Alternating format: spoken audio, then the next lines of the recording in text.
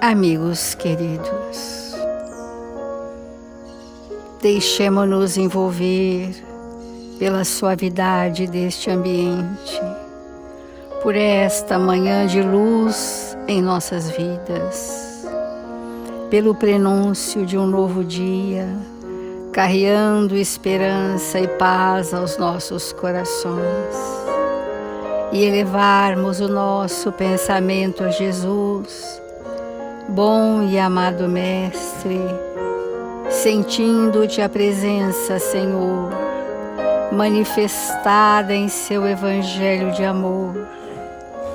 Sentimos a sua presença, Senhor, através dos mensageiros divinos que espelham a sua grandeza para a humanidade da terra. Abençoa-nos, Mestre amado, infunde em nossos corações as vibrações da esperança, de que seremos capazes de vencer a nós mesmos, que seguiremos juntos, ombreando uns aos outros nessa jornada terrena, e que as oportunidades do caminho sejam vistas por todos nós. Envolva, Senhor, nas vibrações da vossa misericórdia, os nossos irmãos em humanidade que se encontram nos leitos dos hospitais, a todos aqueles que o nosso coração alcançar nesta manhã, guardando a confiança de que as equipes socorristas, em nome do seu amor na terra, visitarão a todos, amparando e socorrendo a cada um. Obrigada, amigos queridos. Obrigada, Senhor Jesus. E que assim seja, Mestre.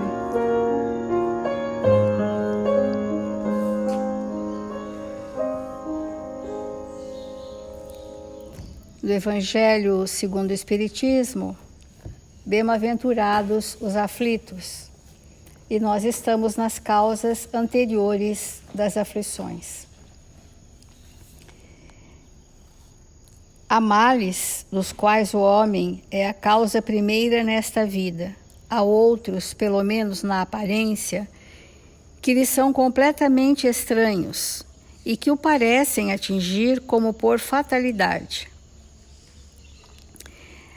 Os flagelos da humanidade têm causas na anterioridade.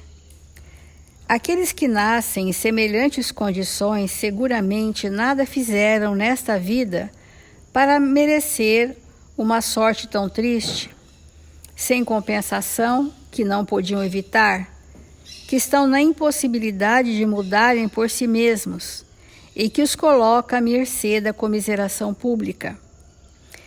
Por que, pois, seres tão infelizes ao passo que ao seu lado, sob o mesmo teto, na mesma família, outros são favorecidos sob todos os aspectos? Nesse parágrafo aqui da anterioridade, das causas dos sofrimentos nossos que estão na anterioridade, a impossibilidade de mudar a prova, ou seja, situações irreversíveis, são situações expiatórias, muito mais do que provacionais. E expiatórias é um constrangimento físico ou mental que o espírito experimenta, vivencia, e às vezes tem que viver da comiseração pública, da caridade dos outros, e outras vezes nem tanto, mas mesmo assim ele não tem como ficar diferente daquilo que motivou os seus flagelos, as suas dores, as suas dificuldades extremadas. Então, seguramente, o espírito que reencarna, como nós temos dito várias vezes, que reencarna com fortes expiações, que não encontram na vida atual nenhuma atitude que pudesse fazer isso, precisam de um constrangimento mental ou físico tão grave porque não trazem ainda recursos em que se apoiar para não reincidir nas más tendências. Então, nós podemos dizer, na linguagem da evangelização de espíritos, que os filtros entre a memória e a consciência não estão bem estabelecidos sob aquele aspecto.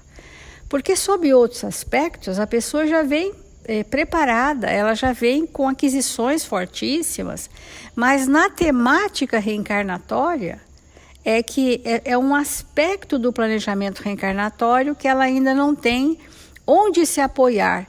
E se ela não tivesse esse freio externo, como um transtorno mental grave, uma mutilação física e outras dessa natureza, seguramente ela ia falir novamente. Ela ia falir porque ela não teria onde se apoiar. Então, esse constrangimento da lei é um grande amparo, porque eu deixo de errar por não poder errar, não porque já não quero mais errar. É diferente. Eu deixo de fazer o mal porque eu estou impossibilitado, e não porque eu já desejo não fazer o mal. Porque quando eu já desejo não fazer o mal, eu venho com provas e não com expiações. Então, é importante a gente ver esse sensor. Nós estamos todo esse tempo tentando remontar as causas dos nossos desatinos atuais. Então, essas causas significa que eu preciso identificar onde estão as minhas predisposições mórbidas, que no Livro dos Espíritos chama más paixões ou más tendências. Quais são? É importante nós respondermos para nós mesmos essa questão. Quais são as minhas inclinações, as minhas predisposições enfermiças, aquilo que eu luto e que ainda me arrasta, né? Seja na pauta dos vícios, onde se inclui os excessos, seja na pauta da crueldade, onde se inclui os tormentos mentais. É nessas duas vertentes que nós transitamos, ou a extremada crueldade, que gerou todos os problemas mentais, ou o extremado excesso, que geraram, então, as mutilações, né? Os excessos, os vícios estão incluídos nos abusos, nos excessos, né? De toda a natureza. Então, se isso não for bem claro na nossa personalidade, será uma teoria interessante do Evangelho, mas que não vai nos tocar. E a nossa ideia é que a gente possa identificar a tendência para entender a temática, qual o motivo principal da minha existência na Terra. Qual o motivo principal? Eu vim sanear a minha má tendência. Onde está a nascente dessa má tendência? Qual é a causa? Obviamente que nós sabemos que a causa radical dos males que nos atormentam está baseada no egoísmo e com a vertente do orgulho também. Mas o egoísmo, em primeira instância, ele ainda é um estado tão primitivo, tão imaturo do nosso processo evolutivo, que nos faz cegos. É tão ensimesmamento que não percebo a mim mesmo nem o outro. E nesse estado de cegueira absoluta do egoísmo, o espírito precisa de abalos fortes. E esses abalos fortes estão na demanda que um planejamento reencarnatório vai lhe causar. Então pensa, um espírito extremamente egoísta, extremamente fechado em si mesmo, que todo o tempo quer abastecer os seus caprichos pessoais, porque não são suas necessidades. Ele não quer abastecer necessidades espirituais, ele quer abastecer ilusões, os seus caprichos. Então, quando esse estágio, o planejamento desse espírito precisa ter circunstâncias em que é forçoso ele sair de si. Por exemplo, uma situação do ponto de vista material mais restrita, onde a pessoa tem que necessariamente trabalhar para sobreviver. Ou vários filhos, e filhos às vezes problemáticos, onde a maternidade é um exercício de sair de si para cuidar do outro. E assim sucessivas circunstâncias reencarnatórias que são para aquele espírito sofrida por quê? Porque está mexendo com a causa da sua anterioridade que geram os seus tormentos atuais. Então, ao invés de nós ficarmos tão somente modificando os nossos comportamentos, que também é válido, é um primeiro princípio, nós precisaríamos, antes disso, sanear o fator causal, que no caso desse exemplo simbólico é o egoísmo, né? Então, ainda no Justiça Divina, o Emmanuel vai falar sobre, na luz da reencarnação, para nós falarmos dessas tendências, né? Desse tropismo, dessa predisposição que nós trazemos. Ele vai dar exemplos simples, mas eu acho que esses exemplos são muito importantes para a gente se identificar nesses exemplos. Então, ele traz assim: trazes hoje as vísceras doentes, compelindo-te aos aborrecimentos de incessante medicação. Então, todos os distúrbios viscerais. Elas, porém, se fizeram assim à força de suportarem ontem os teus próprios abusos nos venenos da mesa. Então é importante, olha, hoje eu tenho esse sintoma, eu tenho que entender que os excessos são vícios porque eu não desenvolvi ainda prazeres suficientes de natureza elevada que vai se contrapor a essa má tendência. Porque não basta eu inibir, eu preciso construir o valor contrário àquele que eu trouxe como predisposição. Coibir e inibir, não vamos caminhar com isso, vamos caminhar com. Então eu preciso desenvolver prazeres legítimos para abrir mão dos prazeres fugazes que destruíram os meus processos metabólicos.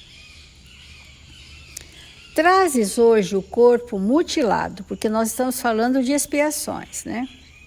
Obrigando-te a movimentos de sacrifício. Tens, no entanto, o carro físico desse modo, por lhes haveres gasto ontem esse ou aquele recurso em corridas à delinquência. A delinquência, que é você estabelecer situações fora da lei dos homens e da lei de Deus e que passam a ser para você prazerosas. Os atos delinquenciais são atos infracionais também para a lei dos homens, né?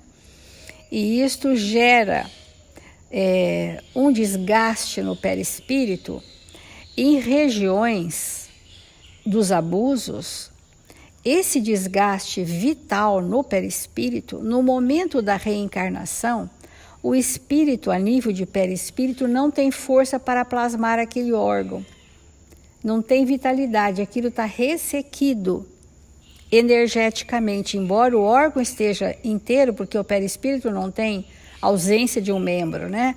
Mas não tem vitalidade para plasmar aquele órgão de forma saudável, não teve força. E a gente então fala, é o que eu consegui plasmar, é o que eu dei conta de plasmar, foi isso. Porque se nós soubéssemos que esses excessos e esses atos delinquenciais, eles depauperam a vitalidade do perispírito por encarnações, né? Então, um outro aspecto que eu achei importante é o mental. Trazes hoje o cérebro hebetado, dificultando-te as expressões. Mas isso acontece porque ontem mergulhavas a própria cabeça em clima de trevas.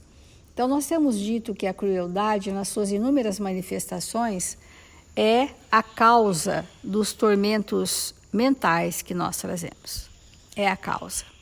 Porque nós estamos aqui na intenção de identificar causas para fazermos um trabalho com esta predisposição, com essa tendência.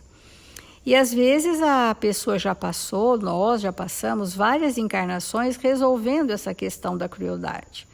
Mas às vezes trazemos o resquício da irritabilidade constante, da intolerância, do azedume, da intransigência, que são resquícios coléricos, que estão atenuados, mas que ainda fazem parte da causa. Que então essa irritabilidade, essa contrariedade, essa insatisfação, intransigência vão gerar pessoas com extremada dificuldade de estabelecer relacionamentos saudáveis e profundos.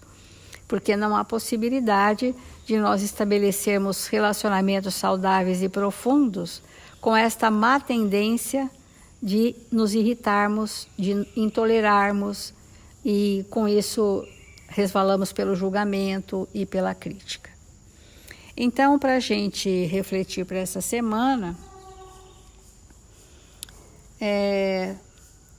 todos somos capazes de fazer o melhor, porquanto pelas tentações e provas de hoje, podemos avaliar o ponto de trabalho em que a vida nos impele a sanar os erros do passado, clareando o futuro.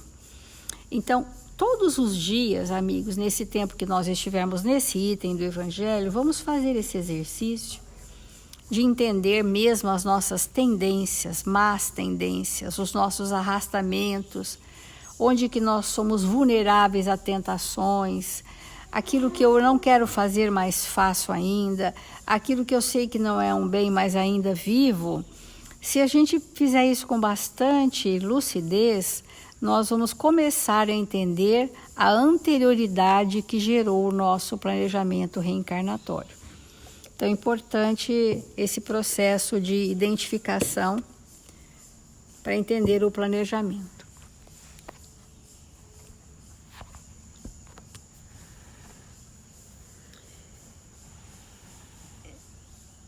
Nós ficamos muito felizes de logo pela manhã alimentarmos o nosso campo mental da verdade.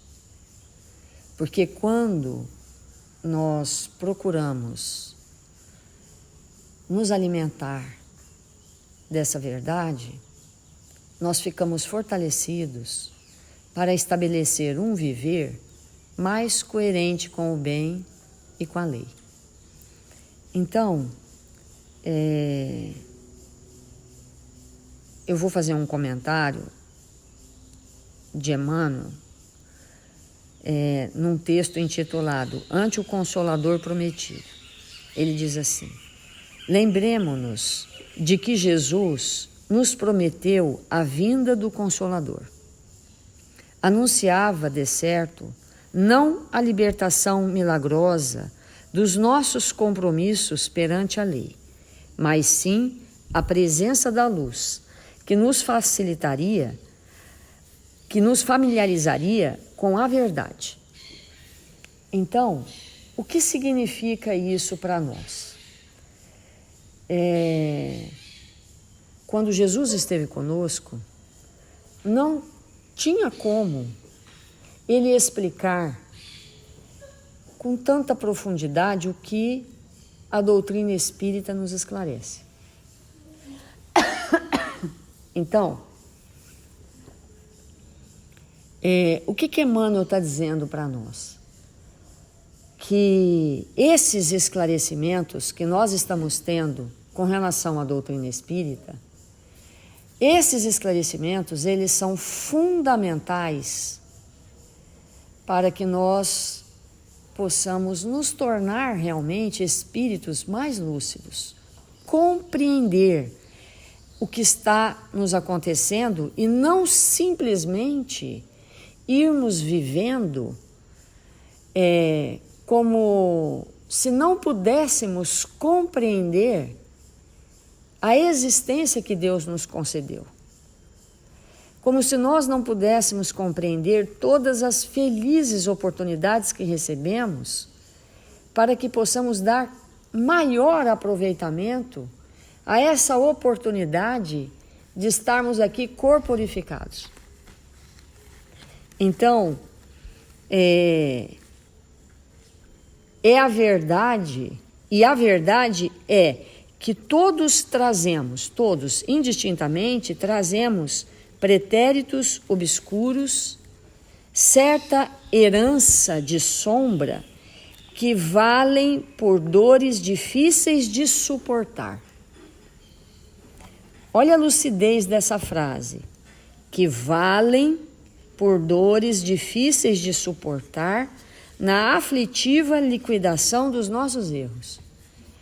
Então, uma existência, às vezes, nós não compreendemos suficientemente que uma existência ou uma oportunidade não aproveitada é como uma árvore que nós arrancamos e que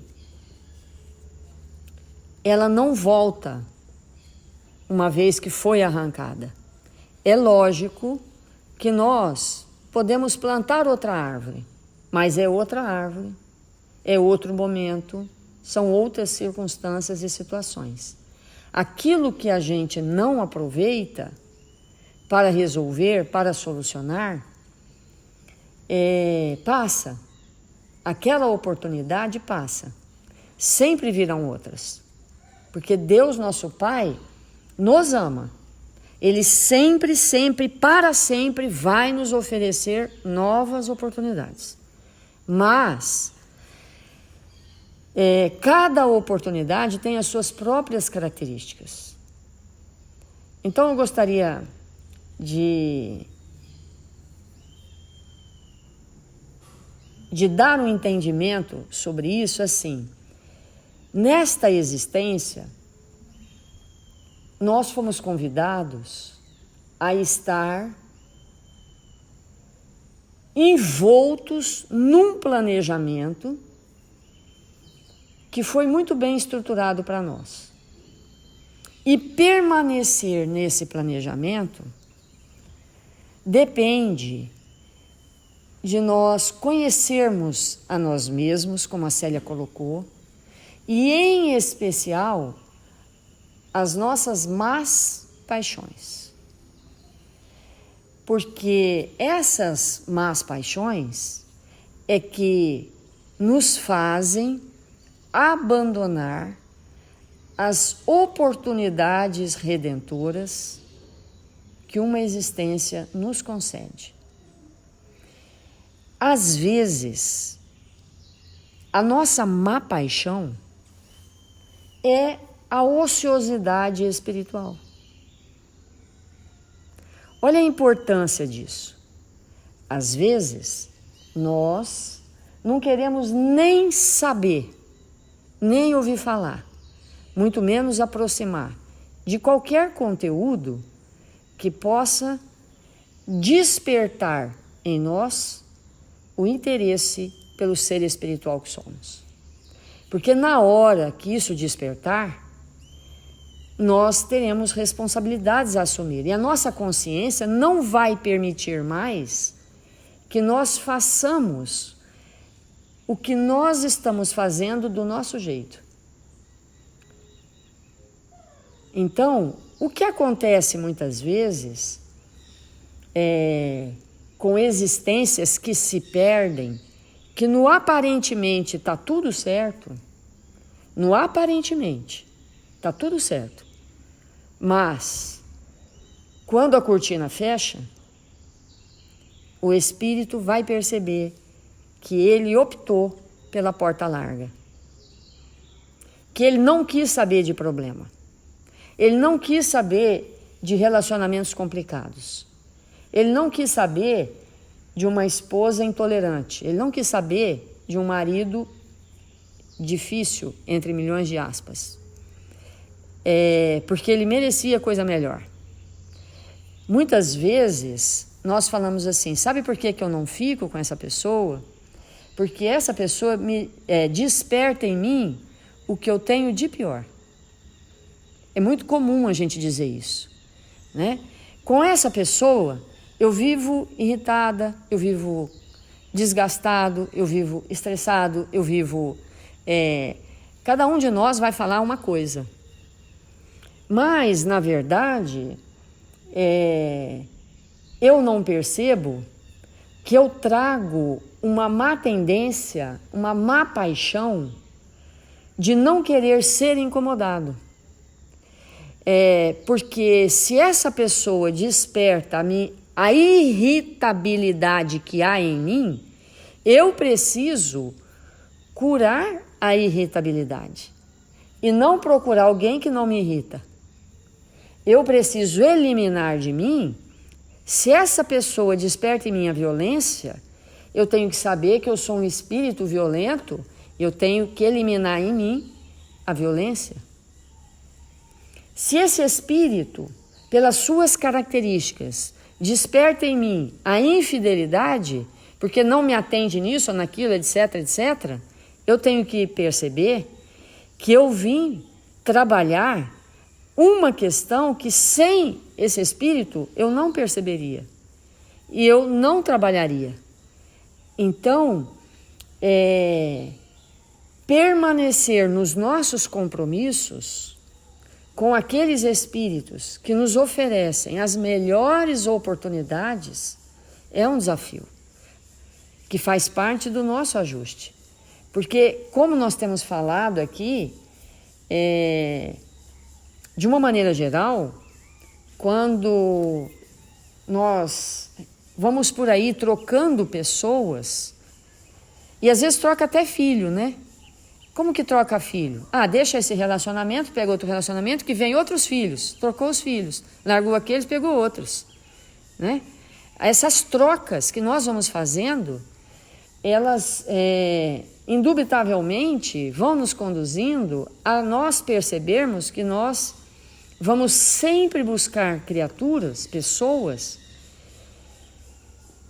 que pelas vinculações energéticas, no primeiro momento não percebemos, mas logo no segundo momento vamos ver que nós deixamos alguém e substituímos por outro alguém com características muito semelhantes, porque temos vetores atrativos. Então, o que nós estamos falando nesse capítulo 5 das aflições, que são frutos das causas anteriores? Enquanto nós não solucionarmos em nós, na nossa intimidade, aquelas questões que nós trouxemos para serem trabalhadas em profundidade, estas aflições permanecerão.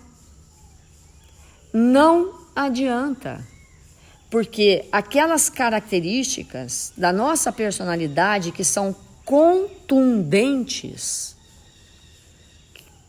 elas só desaparecerão, sem nenhuma sombra de dúvida, no entrechocar das almas, e de preferência das almas mais difíceis para nós. É evidente que quando nós estamos falando isso, nós não estamos falando daquelas situações que nós corremos risco de vida, que nós, se permanecermos naquela relação, pode haver uma tragédia. Nós não estamos falando disso. Para esses casos, só a justiça dos homens, momentaneamente, obviamente atrelada à justiça divina, pode solucionar. Então, com certeza, se nós estamos submetidos a uma situação tão constrangedora, que nós percebemos que pode haver lesões corporais, que pode haver agressões físicas violentas, nessas circunstâncias, é evidente que temos que ser prudentes e recorrer à justiça dos homens.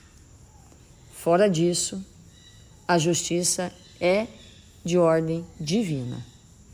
E aí sim, nós temos que nos submeter, como cristãos que somos, àqueles momentos que nós escolhemos para nós.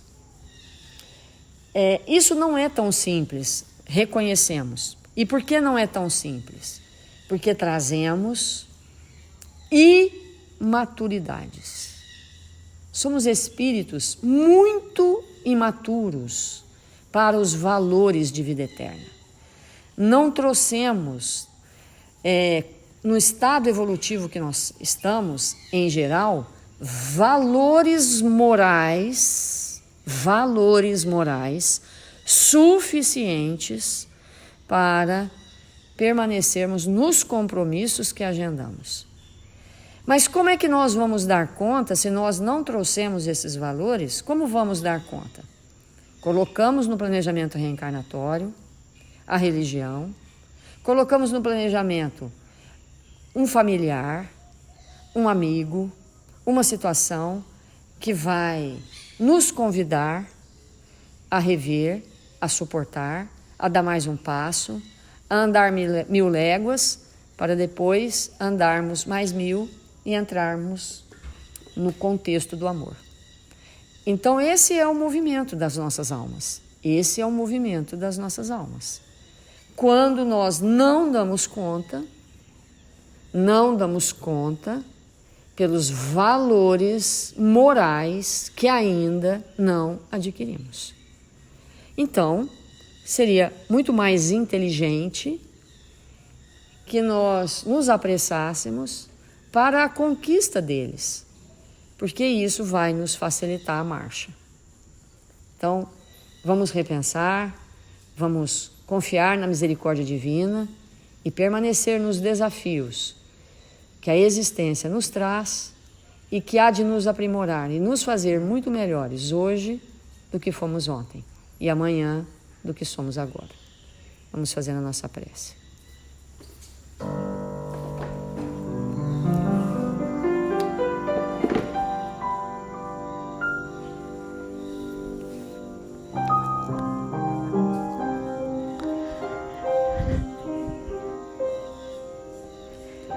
Senhor Jesus,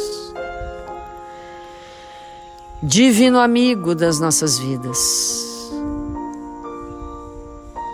nós nos encontramos aqui,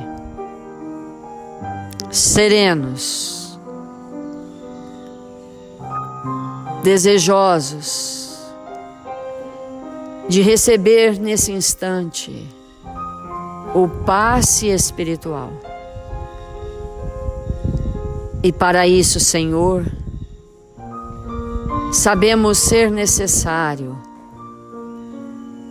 que libertemos os nossos corações de toda mágoa, de toda indisposição contra alguém, para que as suas vibrações amorosas possam penetrar profundamente o espírito que somos, Senhor. E com isso nos tornarmos mais aptos a enfrentar os desafios que a vida nos traz, para nos elevar ao patamar da perfeição que estamos destinados. Estende suas mãos luminosas sobre nós, para que possamos, Mestre, receber do seu amor e nos sentirmos sustentados. Que estes amigos espirituais possam derramar sobre a nossa água fluidificada, Senhor, os elementos mais vitalizantes, mais harmonizados da natureza, para que possamos fisicamente nos fortalecer e nos sentirmos então encorajados para as lutas diárias. Socorre, Jesus, nossos irmãos necessitados de amparo, necessitados de luz, de saúde, que se encontram nos hospitais, nas enfermarias, e que o Senhor possa nesse instante utilizar dos nossos recursos mínimos, do nosso ectoplasma, para saturá-los de alegria, de bom ânimo, de esperança. E nesta hora abençoada, Senhor, rogamos pelo Brasil, por esta nação que o Senhor destinou para ser a pátria do Evangelho. Que cada um de nós possa, no dia de hoje, fazer a sua parte. Contribuir para que esta nação se ilumine, levando aos corações que nos cercam uma palavra de esperança, de retidão, de coragem e de bom ânimo. Se conosco, Senhor, hoje e sempre. Que assim seja.